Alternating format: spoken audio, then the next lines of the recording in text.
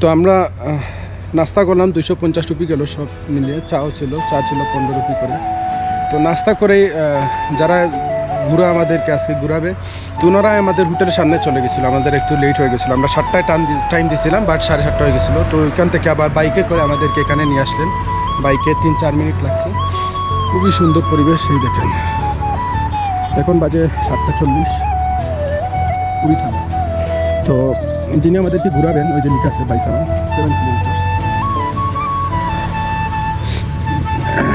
ওনার সাথে একটু পরিচয় করে দিই। ওনার এখন পর্যন্ত আমার সব কিছু ভালো লাগছে, যেখানে আমাদের আরেকজনকে নিয়ে আসছেন, ওনারা কষ্ট করে।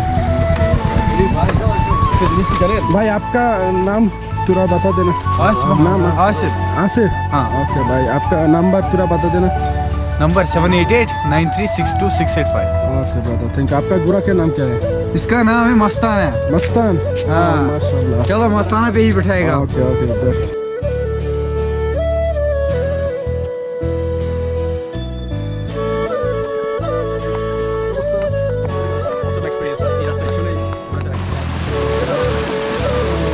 ডেভিয়ান ভ্যালি। আমরা আগে গেছিলাম কাশ্মীর ভ্যালি, তখন ভিডিও করি নাই, কারণ ফটো তুলতে বসতেছিলাম।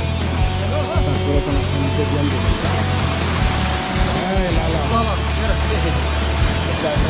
চলে আসছি। বাইসানা, যেটাকে মিনি সুইজারল্যান্ড বলা হয়। ওখানটা মিনি সুইজারল্যান্ড লেখা আছে এখানে। টিকিট কাউন্টার বলতে কোনো ওপেনই হয় না। এই হচ্ছে প্রথম ঝলকি।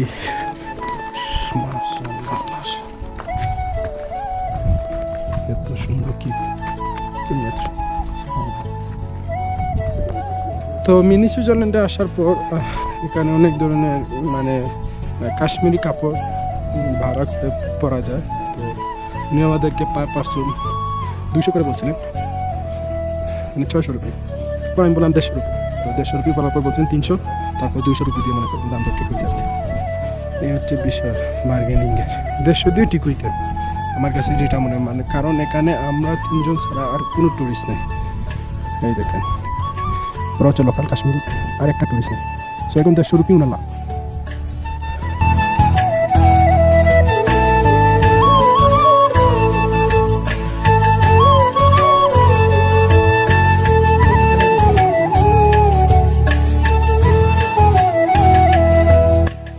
তো বাইসারানে প্রায় 40 মিনিট আমরা ঘোরার পরে এখন আমরা বিদায় নিচ্ছি।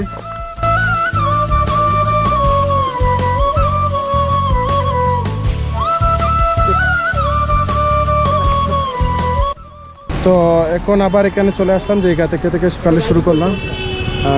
এখন বাজে 10:30, মানে 3 ঘন্টার ভিতরে আমাদের সব কিছু হয়ে গেছে। তো এখন গাড়ি করে আমরা হোটেলে চলে যাবো। হোটেল থেকে বিদায় নিচ্ছি। এইটা ছিল আমাদের রুম। গতকালকে আমি সময় পাইনি, তাই দেখাতে পারিনি। এই এক রুম, কিং সাইজের বড় বেড, 3 জন ছিল। আর হিটার ছিল গরমের জন্য।